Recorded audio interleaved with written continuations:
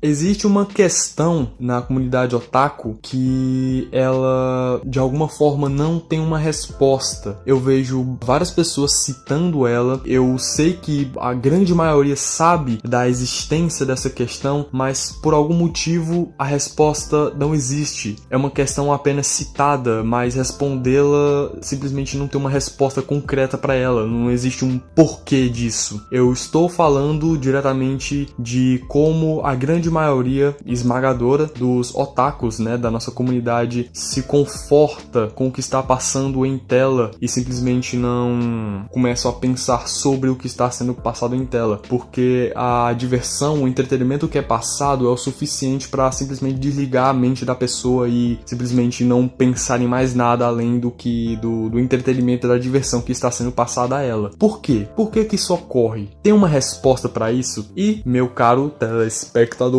ou simplesmente minha cara pessoa da internet que tá vagando por aí, sim, eu digo pra você, sim, tem uma resposta. Eu, junto da sociologia, venho responder essa pergunta e eu lhe convido a assistir esse vídeo até o final para você entender sociologicamente do porquê que a grande maioria dos otakus da comunidade se conforta com o que é passado em tela sem se questionar. Fica na zona de conforto da diversão e do entretenimento. Bom, dito isto, roda a vinheta.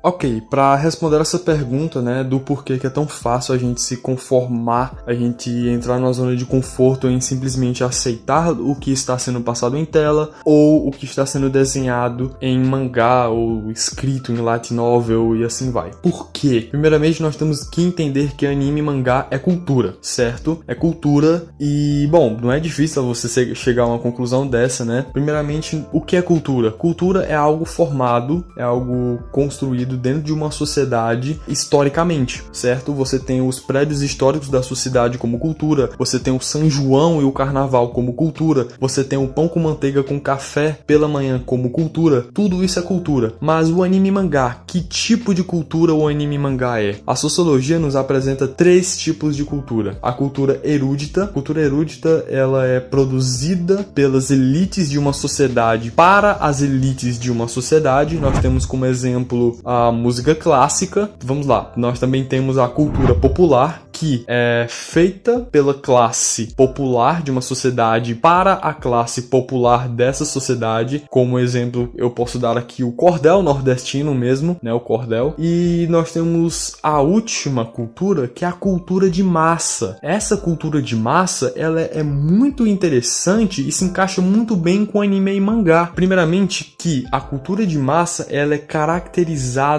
por fazer uma cultura como produto, como algo comercializável. Mas, carambinha, cultura não é algo construído historicamente? Como é que cultura vai ser produto? Ok, vamos lá. Primeiramente que nós temos a cultura de massa, né? A cultura de massa, ela tem como outra característica ser uma cultura produzida pela elite para a massa. Não é a massa ou a classe popular da sociedade. Não é popular para popular ou a elite para elite. Aqui, na cultura de massa, é a elite para a popular ou para a massa, certo? Primeiramente que nós vamos ter um conceito feito por Adorno e Marx, né? Não Max com R, o Max M-A-X mesmo. Em que eles vão fazer o conceito de indústria cultural. A indústria cultural é aquela que produz a cultura de massa através dos meios de comunicação de massa. Fui longe? Ok, vamos voltar. A indústria cultural, ela é a elite, é aquela que produz, certo? E os meios de comunicação de massa é o quê? É a televisão, é o rádio, é o cinema, certo? São as novelas, é os livros, é os shows, é os filmes, é os animes, é os mangás. Então, voltando, nós temos a indústria cultural, que é constituída pela elite, que produz a cultura de massa através dos meios de comunicação de massa, sendo que a cultura de massa tem como uma característica essencial a cultura como produto. Ela vai criar a ordem social capitalista, consumista, certo? Ela vai fazer a pessoa consumir consumir, ela tem como principal objetivo o lucro. E para que ela tenha o lucro, ela tem que entreter, ela tem que divertir a massa. É aí que entra a zona de conforto do otaku. Porque sim, o anime e mangá, além de arte, são um entretenimento, são um produto. Nós pagamos, né? Pelo menos os japoneses pagam, né? Ou pelo menos quem é legalmente nesse mundo, nessa comunidade otaku, né? Paga pra ter acesso a mangás, pra ter acesso a animes, né? Pelo menos assim deveria ser, né?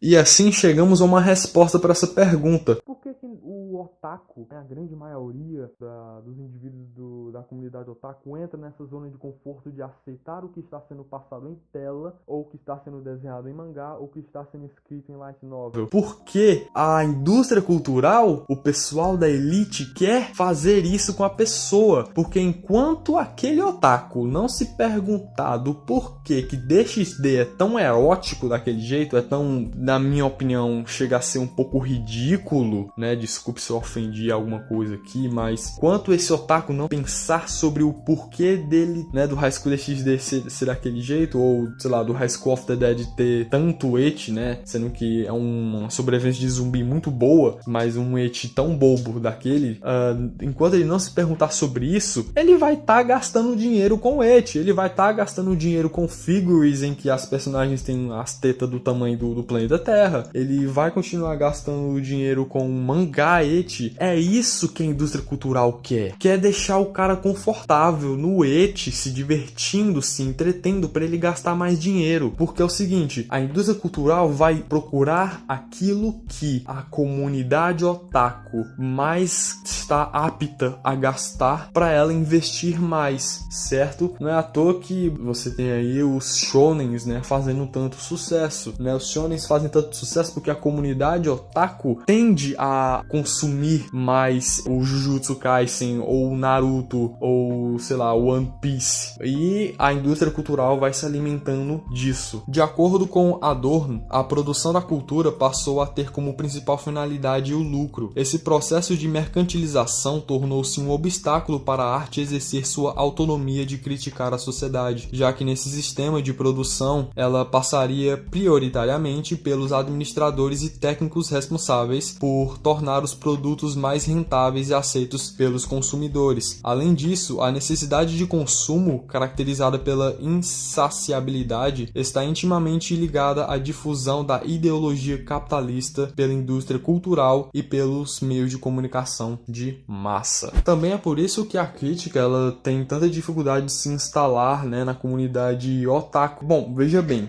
vamos ver algo um pouco mais de história aqui. Você tem o mangá, né, muito tempo atrás, surgindo no Japão como uma arte expressando algo da sociedade japonesa para os japoneses. Aí você chega aí para um Japão mais moderno com o seu mangá, em que o mangá e o anime eles vão servir como um escapismo para um indivíduo que vive numa sociedade em que o seu dia a dia é muito metódico, é muito enfadonho. Por isso, sei lá, você tem Hellsing Ultimate aí com tanto sangue e aquilo meu irmão, aquilo é incrível. É isso, cara. Eu espero que você tenha gostado desse vídeo. Eu espero que a resposta e como eu respondi ela através da sociologia tenha sido uma resposta boa para quem assistiu esse vídeo até o final. Eu só tenho a agradecer a você. Se você puder também deixar aí um like no vídeo ou um dislike no vídeo, né, caso você não tenha gostado, por favor, faça isso. Caso você queira adicionar alguma coisa ou discordar alguma coisa de mim, os comentários estão livres para isso, certo? E bom, caso você não seja inscrito, se inscreva aí. Toda semana tem algum vídeo novo aqui, algum vídeo informativo, algum vídeo sobre anime. Então, bom, se inscreva aí, caso você goste, caso você tenha gostado do vídeo, caso você tenha interesse em alguns outros vídeos aqui do canal. E bom, vou ficando por aqui. Até a próxima semana, pessoal. Valeu, falou!